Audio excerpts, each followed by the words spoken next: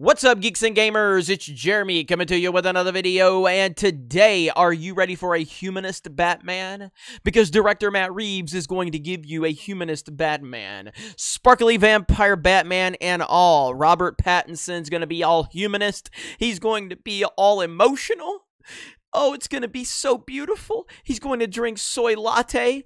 Now, I'm joking a little bit in terms of the sparkly vampire Batman. I mean, obviously, Robert Pattinson brings the Twilight nonsense with him. Everywhere he goes, he's going to have that attached to him.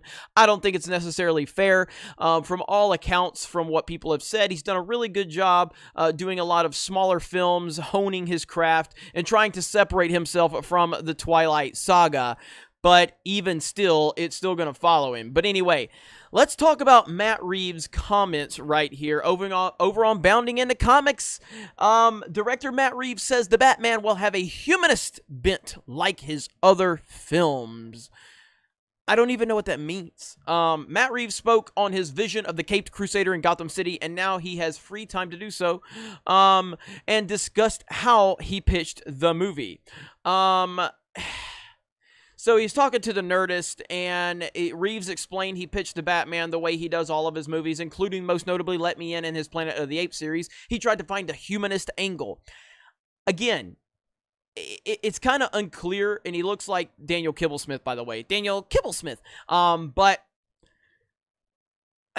I loved his Apes movies, but going back to Dawn of the Planet of the Apes, I felt like the human angle of that movie was by far the weakest. Caesar and the Apes was amazing, but the human, I mean, you had Gary freaking Oldman in there, and I didn't get anything from that character whatsoever. So I don't really know what he's talking about with this humanist angle, and he didn't clarify. You know, it's unclear what Reeves means here about the film having a humanist bent. The word humanist has multiple definitions, and we go over all of these different, you know, versions of what it means.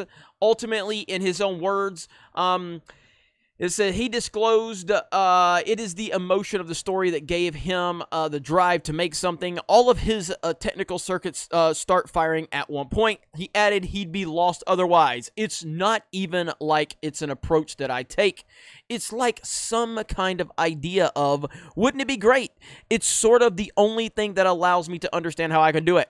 I can only understand where the camera goes and how to talk about the story, how to write the story, how to talk to actors if I understand emotionally what it is I have to do. Otherwise, I would be lost. And again, talking about the technical side of things.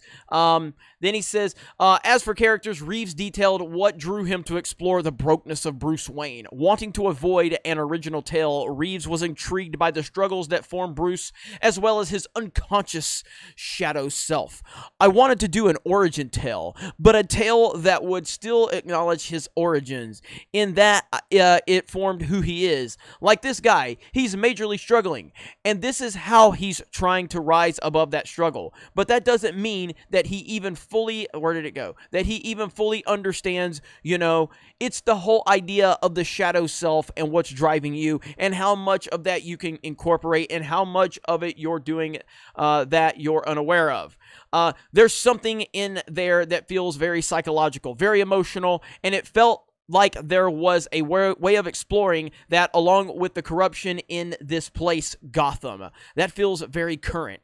I think it always does. There's almost no time when you can't do a story about corruption, but today it seems incredibly resonant, and maybe, from my perspective, maybe more than maybe at another time. So that means basically a social commentary on our current situation. I mean, you can only read into this because it's not clear what he's talking about.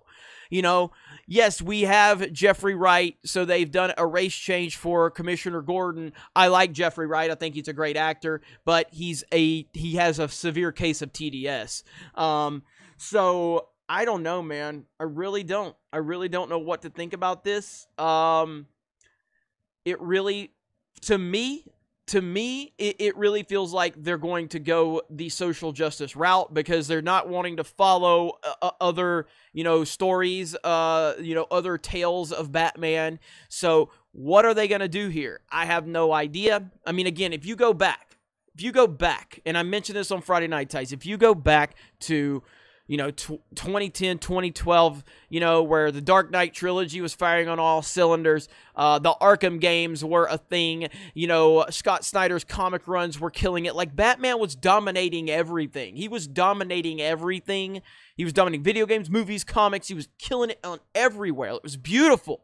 And now here we are in this weird place where we just got Gotham High. And again, if they're willing to give us Gotham High and that nonsensical trash fire, if they're willing to do that, Lord knows what they're willing to let Matt Reeves do.